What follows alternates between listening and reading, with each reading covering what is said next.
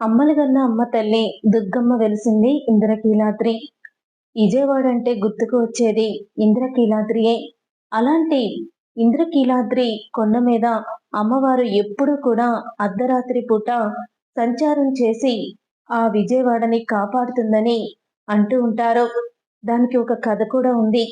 అప్పట్లో second show వదిలేసిన తర్వాత ఒక ముత్తైదువు అంటే ఎర్రటి చీర, చేతి నిండా గాజులు, కాళ్ళకు పట్టీలు, మొఖం నిండా పసుపు, కుంకుమతో బొట్టు అన్నీ పెట్టుకొని హాల్‌లో నుంచి ఒక ముత్తైదువ అయితే బయటికి వస్తుందట.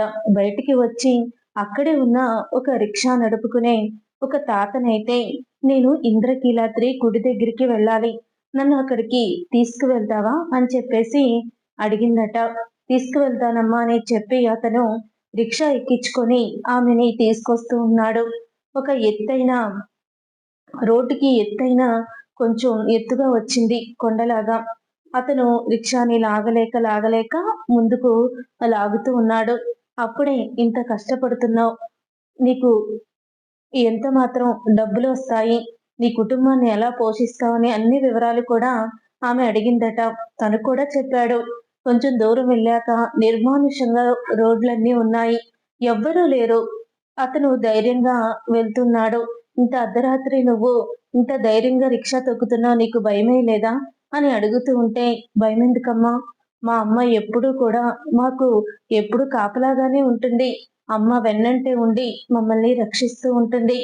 అమ్మలగన్న అమ్మ ఆ దుర్గమ్మ ఎప్పుడూ మమ్మల్ని చూస్తూనే ఉంటుంది. అందుకేనేనమ్మా, నాకు భయమే లేదు. అమ్మ ఉందిగా తోడు. అమ్మ ఉంటే మాకు భయమెందుకమ్మా" అని అంటూ చెప్పాడు అతను. అప్పుడే ఇక ఇంద్రకీలాద్రి కొండ దగ్గరికైతే వచ్చేసింది.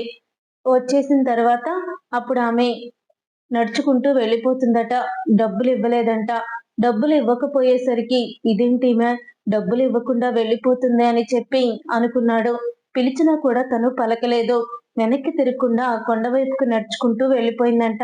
అప్పుడే అతను తలపాగా ఇలా తడిమి చూడగా, ఆ తలపాగాలో ఒక దగదగలాడే నవరత్న వజ్ర వైడూర్యాలతో ఒక కంకణం, అంటే చేతికి కంకణం పెట్టుకునే కంకణం దొరికిందట. అది చూసి ఇక ఆ రిక్షా అతను, "అమ్మా దుర్గమ్మ" అని గట్టిగా అరిచాడట. చుట్టుపక్కల వాళ్ళందరూ అతని అరుపులకి బయటికి వచ్చారు. సాక్షాత్తు రిక్షా ఎక్కి తనను కరుణించింది ఆ దుర్గమ్మ అని. అప్పటికి కూడా దుర్గమ్మ ఎప్పుడూ కూడా దుర్గమ్మ ప్రజలందరినీ కాపాడడానికి ఇంద్రకీలాద్రి నుంచి దిగి ఇలా విజయవాడలోకి వచ్చి అందరినీ చూస్తూనే ఉంటుందని ఈ కథ సారాంశం. చూసారుగా ఫ్రెండ్స్, మరి ఈ వీడియో మీకు నచ్చిందా?